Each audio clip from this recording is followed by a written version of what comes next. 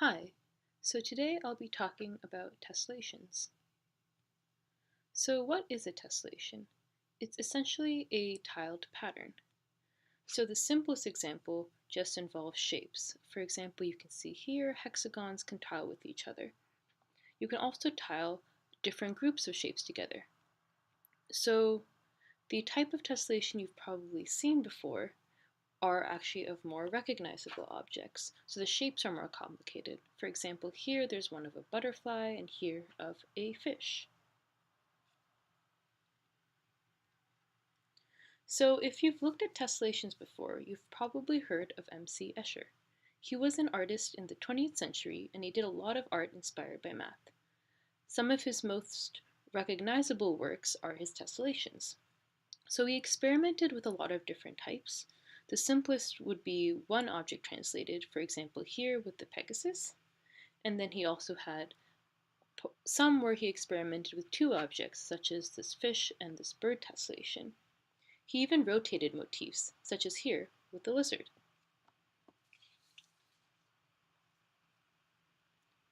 And he definitely did even fancier looking tessellations. For example, here you have tessellating birds, but there's also this concept of infinity where the birds are wrapping around each other. He also experimented with non-square grid tessellations, like this one where he mapped onto a circle. So I think this is one of his most impressive tessellations, and this piece is actually called Metamorphosis. And he liked to play with transitions, and here you can see how he transitions from one tessellating object to another, and it all goes all the way through this whole series till it gets back to the beginning.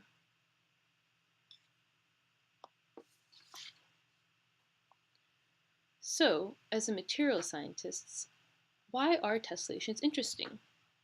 Well, there are some common concepts. So first, lattices are ordered arrangements of atoms, and the ones in crystalline materials that we know are usually 3D lattices. So here are just some that you've probably heard of. But the concept of a simple 2D lattice does exist. So in this picture here, the points marked are known as lattice points. And if you look at the surrounding lattice from any of these points, the structure should look the same.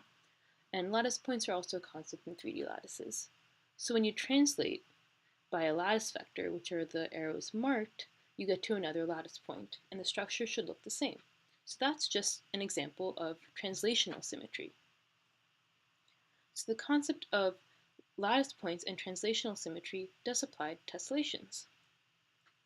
So here are two of M.C. Escher's works that I showed above. So the red dots marked on the pictures are lattice points, and the white arrows I've marked are the lattice vectors. You can see that at each lattice point the pattern does look the same. And the areas enclosed by the lattice vectors can also be thought of as a unit cell of the design, and you can kind of translate this to then get the whole pattern. So these have to do translational symmetry, but if you look at the lizard example again, you can also see that there's fourfold symmetry at each lattice point. So through tessellations, you can kind of start exploring symmetry operations, and that's pretty cool.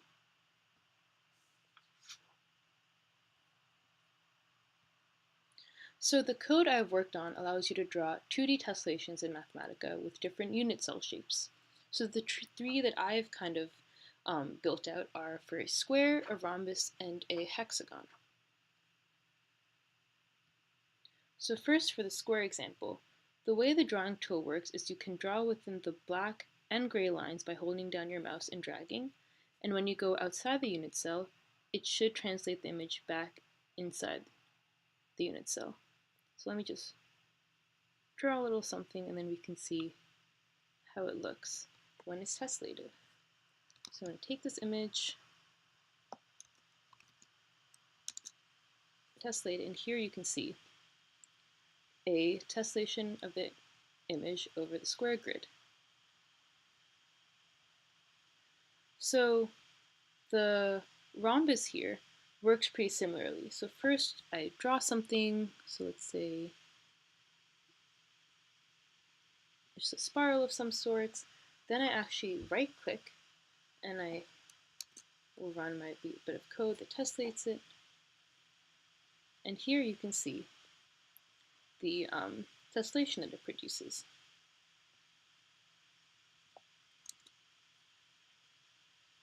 So my personal favorite is actually drawing with the hexagon tool, and so it works same as the rhombus. So let's say I want to draw a spiral of some sort. You can also add a little hexagon if you like. So then I right click on this, run the code that tessellates, and then below you can see the tessellated pattern.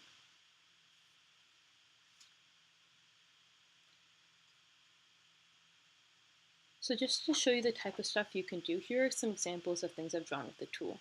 So here is the square tessellation tool, and you can see one of the unit cells that I used. So it kind of looks like weaved fabric or like a basket. So here I drew a little snail in my little unit cell, and you can see how it gets translated throughout. So these three are ones I drew with the rhombus tool, and so you can kind of see, you can pick out the potential lattice points on these different objects. So here's just like a kind of squiggle, this is a bird, and here is kind of interesting, it's kind of like a infinite knot that loops around itself. It kind of looks like a fabric. So my personal favorite is the hexagon drawing tool. So here you can kind of also pick out the points and see how it has a hexagonal kind of unit cell. And then here's another example of a drawing I made with the hexagonal tessellation tool I made. And thank you for listening to my presentation.